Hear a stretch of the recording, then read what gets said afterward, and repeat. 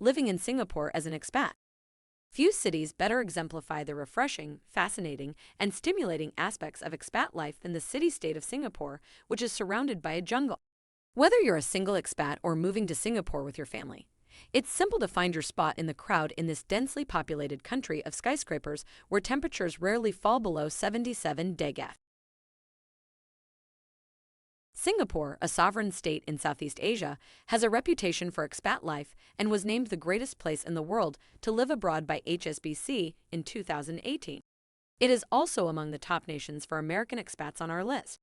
Singapore has some of the strongest happiness metrics in the world, including those for GDP, social support, and health, so it should come as no surprise that so many expats choose to relocate there. There are a few important things to know about the cost of life, visas, and vaccinations if you're considering joining them. However, there is a lot to arrange before you arrive, such as accommodation and health insurance. Here is a general overview of what life in Singapore entails. Yes. According to the Population in Brief 2020 report, there were 1.64 million expatriates living in Singapore as of June 2020, or roughly 29% of the country's total population of 5.69 million. Singapore is very much an expat city, with more than a quarter of its employees coming from abroad. Thus, it's probably not surprising that the COVID-19 outbreak coincided with Singapore's first population decline in 10 years. The number of non-residents, which includes those with work permits and overseas students, decreased by more than 35,000 between 2019 and 2020, according to the data. In 2020, Singapore experienced a rise in enterprises and expats moving there from Hong Kong despite pandemic concerns. Some people have made it a top priority to flee political unrest for Singapore's shores, which has increased demand for Great Singaporean real estate. In a melting pot, you're likely to meet people from your own country and experience diversity as well.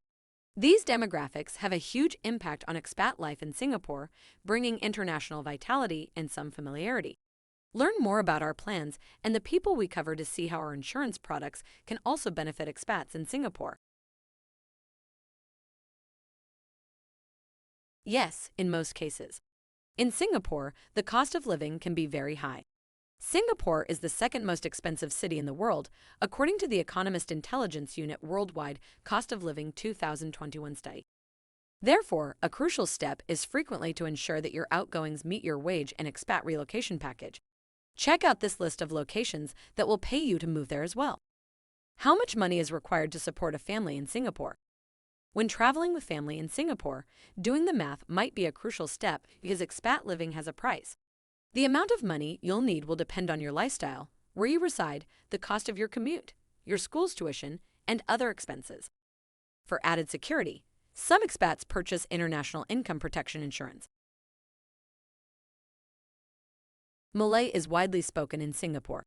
While English is utilized in many daily interactions, this language plays a symbolic function in culture.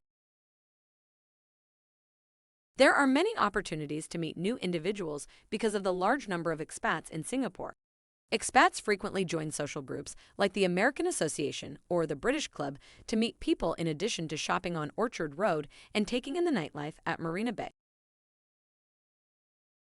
It can take some time to become used to a new surroundings, especially in big cities that can feel lonely.